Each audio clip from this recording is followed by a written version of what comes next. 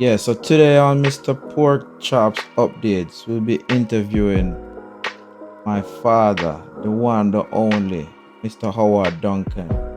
He's the creator, founder, CEO of HDIRCS, Howard Duncan Industrial Relations Consultancy Services, and he has some very important information to give to you all. So stay tuned.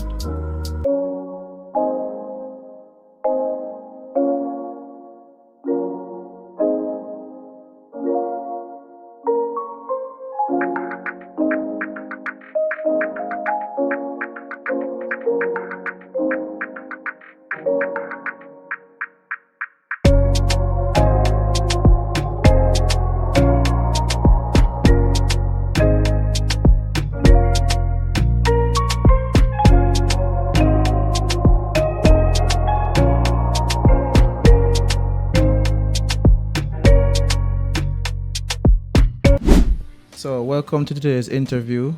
We have with us Howard Duncan, an experienced industrial relations lawyer or consultant, as you guys will get familiar with. Thank you for joining us today. To start, Mr. Howard Duncan, could you briefly describe what you do and the importance of your job in the business world? Well, afternoon. I am a industrial relation consultant.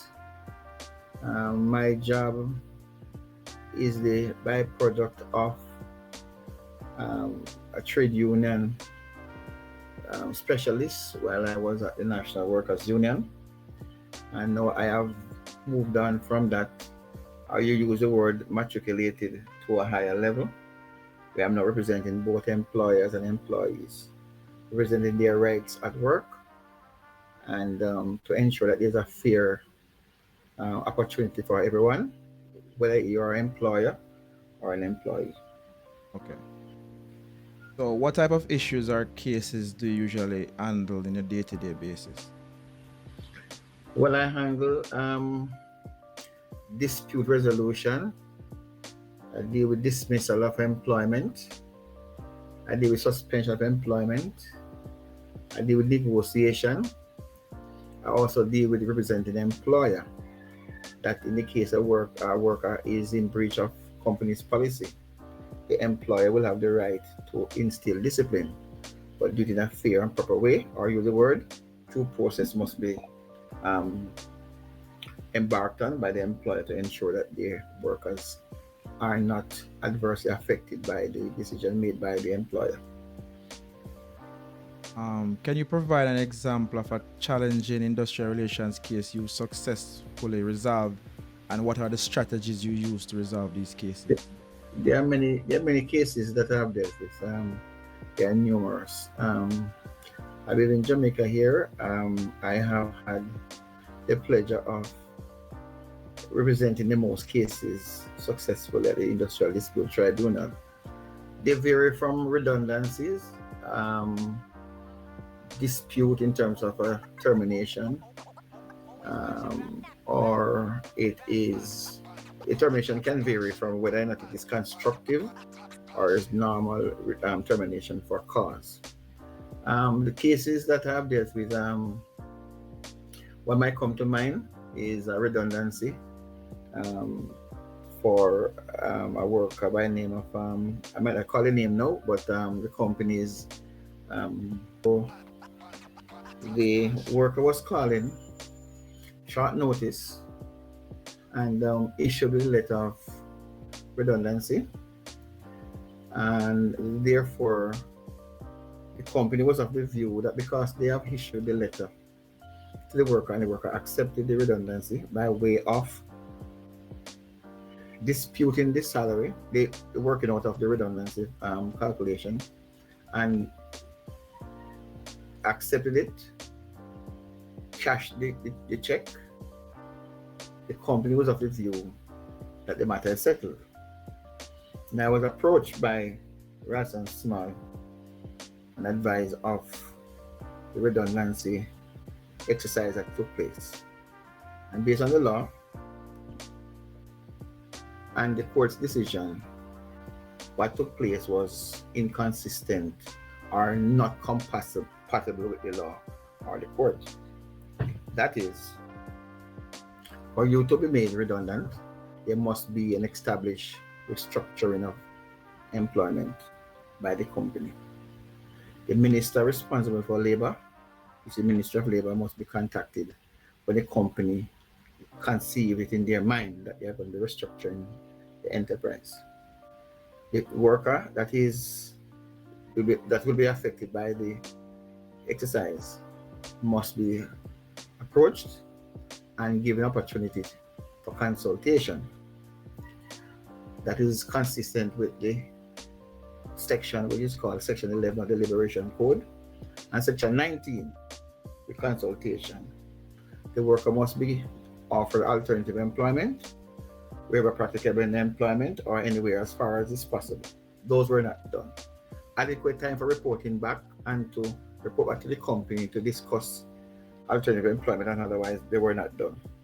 So in short, the proper process was not utilized, and therefore I initiate the appeal on behalf of my client, went to the Ministry of Labor, went to the Industrial Dispute Tribunal because the matter was not settled at the Ministry of Labor, went to Industrial Dispute Tribunal, whereby we were successful in proving to the tribunal that the proper process was not done, and therefore the worker was reinstated in his employment, even though he received a redundancy payment then, and he accepted it. But because it was not properly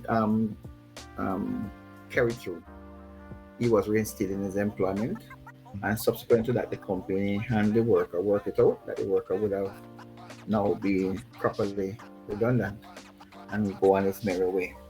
So there's a process that must be followed. There's a expectation of the employee when the company is restructuring that even if it takes a lesser paid salary, at least he can continue to earn. Because most time the redundancy payment is woefully inadequate to take him through for a particular period. So have a maintained salary with the redundancy payment would be good. And so the tribunal is very serious about this. And this started from in the 1990s with the Jamaica flour mills case.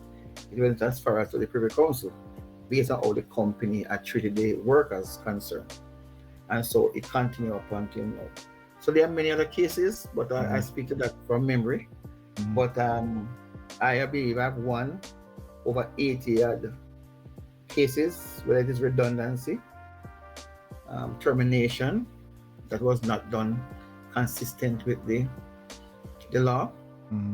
I've been successful against them, and I'm currently now representing a lot of employers. Likewise, I'm representing employees when they would have had this dispute arising in employment. Okay. So how do you think businesses can proactively avoid legal issues related to industrial relations? It's simple. Wait. Do not be in too much haste to apply discipline to worker. Even though the law, section 22, talks about it was quick and rapid in operation. Quick and rapid in operation does not mean immediate. It means within a reasonable time. So if a worker commits himself or herself, ensure that a proper investigation is conducted by a neutral party. And therefore, at the end of that process, a determination will be made by the investigator whether or not there should be disciplinary action to be taken against the employee within a fair and proper hearing arrangement. So you can prevent this fallout by being patient and ensure that the worker is given all opportunities to defend himself against allegations that may arise from time to time. Okay. So what advice would you give to an employee who believes they've been unfairly treated by their employer? Any employee that has believed that they have been unfairly dismissed or treated by the employer, they can contact me at 876-356-6295, and I will represent your best interest, and I will win. I believe I have a 98% success rate in Jamaica here. So for businesses looking to enhance their industrial relations practices, what steps do you think they should take?